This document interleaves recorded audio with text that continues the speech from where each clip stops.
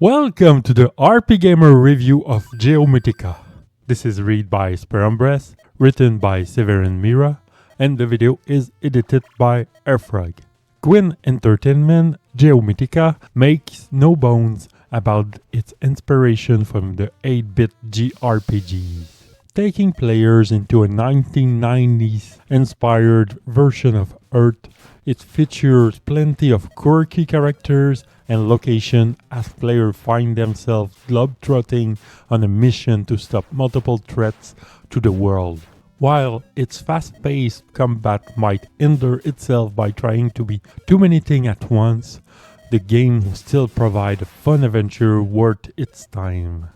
The game begins in the California town of San Luis Obispo, where high school football player Geo Zachary works on his history project quickly changed to a world-spanning adventure with the future of the world at stake.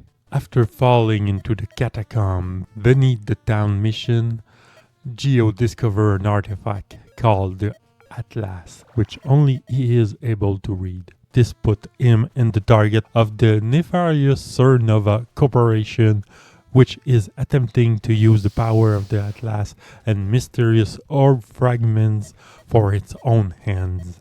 While attempting to stop Cernova and certain other threats, Geo ventures across the globe in search of these orb fragments, picking up some even more unusual allies in the process. Geo Mythica's story fits in with its inspiration, and many of the game's story beats and twists are quite standard for the genre. It's not a game that takes itself especially seriously, with increasingly quirky characters and location, including a Geordie dragon and a race-hosting sloth village, but it plays its serious moments straight and manages to retain an enduring charm. Part of this is thanks to the likable of Geo, who help players enjoy the flow. The story never tried to do too much and never get bogged down for too long, being quite happy to whiz player to the next location, which also helps it make for an ultimately enjoyable adventure that satisfyingly fills the hours. There's an appreciable amount of depth and what players can do across the game 10 to 15 hour runtime. The Atlas gives a useful in-game guide on where the player should go next, even if that location isn't necessary part of the main quest, though players can freely visit other locations should they wish. Each of the optional locations has its own enjoyable self-contained quest or challenge to overcome, offering useful reward and opportunity to level up. There are few ongoing collection quests that also require visiting all of these locations to complete. The location offer a good mix of pathfinding exploration, on-screen combat encounters, and treasure chests to find, with a few containing some additional puzzle to help keep things decently varied. None of the locations outstay their welcome, helping to keep the sense of progress up. Geo Mythica's combat is an interesting combination of fast-paced action and strategic real-time with pose elements that start off strongly, but feel like it loses itself to the chaos as more and more threats and options come in. Players control one of the three party members, with the other acting accordingly to very rudimentary orders. Each character has a base attack combo, a number of unique skills, and assignable spells. AI-controlled characters will simply use their base attack at regular intervals, with players able to instruct them to move or use skill or spell at any time. Each character has a distinct playstyle, utilizing their own unique resources for skills. For example, Geo builds up Fury by attacking and being attacked, while Liliana starts with a supplies of herbs. Meanwhile, spell use a standard MP gauge, though many have short cast time. There is some good variation between different enemies, with each location offering 3 to 4 enemies or variants Through this variation also generates potential stumbling block for players. The necessity of unleashing the correct counters to enemy quickly enough also often means that the action and strategic elements are fighting against each other, and later battles need to be ground down lest player lose control of the encounter. Player can assign a number of skills to the shortcut button, saving time from having to dive into the menus to use them.